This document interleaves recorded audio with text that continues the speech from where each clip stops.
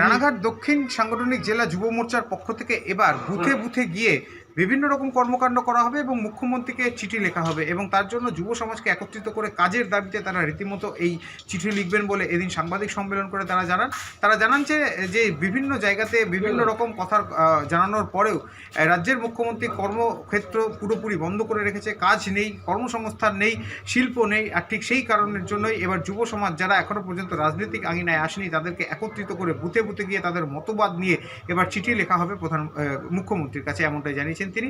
যদিও এই প্রায় বহু দিনের এই কর্মকাণ্ড তা কিন্তু রীতিমধ্যে তারা শুরু করতে চলেছে। সমস্ত জায়গায় শুরু হলেও এবার নদিয়া দক্ষিণ সাংগঠনিক জেলায় তা শুরু হবে বলে জানিয়েছে যুব মোর্চার যারা সদস্যরা রয়েছেন তারা। সারা রাজ্যের সমস্ত সাংগঠনিক জেলায় যুব মোর্চার পক্ষ থেকে প্রেস কনফারেন্স করা হচ্ছে।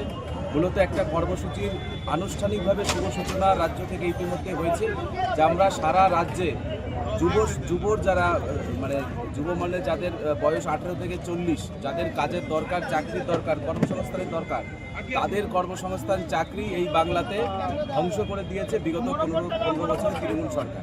সেই কারণে আমরা বলছি যুব সমাজের পক্ষ থেকে আমরা চিঠি লিখব মাননীয় মমতা বন্দ্যোপাধ্যায়কে। নবান্নর অ্যাড্রেসে আমরা চিঠি লিখব, যেই চিঠিতে আমরা পরিষ্কারভাবে বলতে চাই দাবি আমাদের একটাই, ভাতা নয়, কর্মসংস্থান চাই, চাকরি চাই। অর্থাৎ চাকরির দাবিতে আমরা সারা রাজ্য থেকে 10 লক্ষ চিঠি এরকম আমাদের রাজ্যের মুখ্যমন্ত্রী মমতা বন্দ্যোপাধ্যায়কে আমরা দেব। সেই উদ্দেশ্য নিয়ে আমরা আমাদের দক্ষিণ নদিয়া সাংগঠনিক জেলায় আমরা টার্গেট নিয়েছি এখান থেকে সর্বনিম্ন 70 থেকে 80 হাজার এইরকম চাকরি প্রার্থী যারা প্রকৃত অর্থে চাকরির যোগ্য, তাদের কাছে আমরা যাব। বিভিন্ন বাজারে আমরা টেন্ট করে প্রচার করে মানুষের কাছে এই দাবি রাখবো, এনাফ ইজ এনাফ। চাকরির দাবিতে আমাদের সংগ্রাম চলছে, চাকরির দাবিতে আমাদের এই ডিমান্ড চলবে এবং আমরা লিখিত আকারে প্রত্যেকটা পরিবারের কাছে পৌঁছে যাব যে আপনার পরিবারের সন্তান ভেবে নিন 100 দিনের কাজের শ্রমিক হবে, নাকি আপনার পরিবারের সন্তান আগামী দিন সরকারি চাকরি হবে।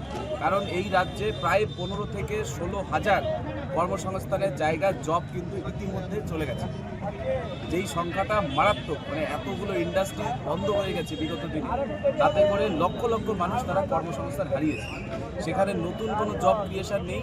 তাই আমরা দাবি তুলছি, হয় কাজ দাও নাহলে গদি ছাড়ো, হয় চাকরি দাও নাহলে গদি ছাড়ো।